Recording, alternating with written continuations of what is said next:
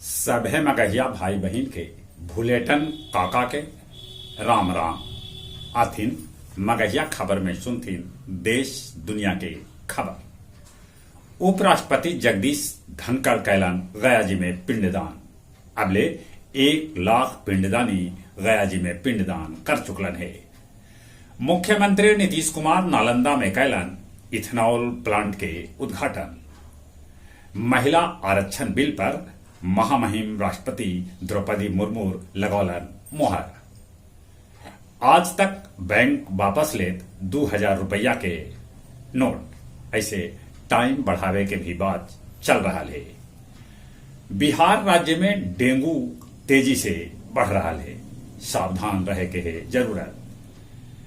डेहरी के जमुहार गांव में करंट लगे से पति पत्नी दोनों के हो गए मौत।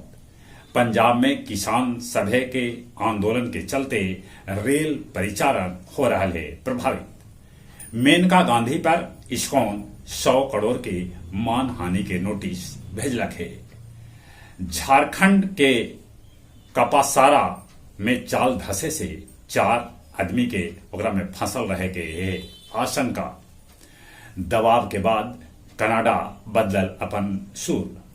पाकिस्तान में 2 जगह पर फिदायनी हमला होल, जकरा में 58 आदमी के है मौत के खबर।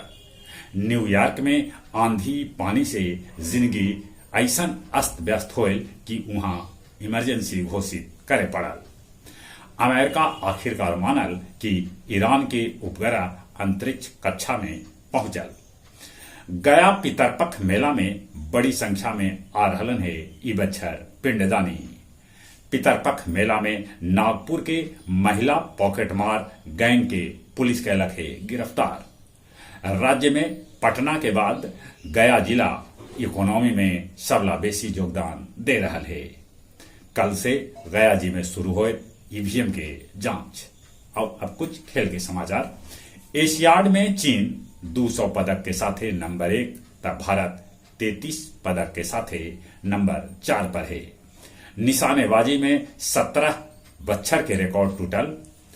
6 स्वर्ण के साथ भारतीय खिलाड़ी जीतलन 18 पदक। वर्ल्ड कप से पहले भारत आज इंग्लैंड के साथ खेलत वार्म अप मैच।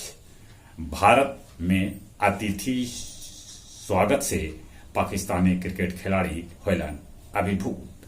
जहां तक मौसम के सवाल है, मौसम विभाग सूचना दिलका है कि प्रदेश में कल से 4 तारीख तक भारी बारिश हो सका है। चलिए एक बार फिर से अपने सभी के भुलेटन काका के राम राम।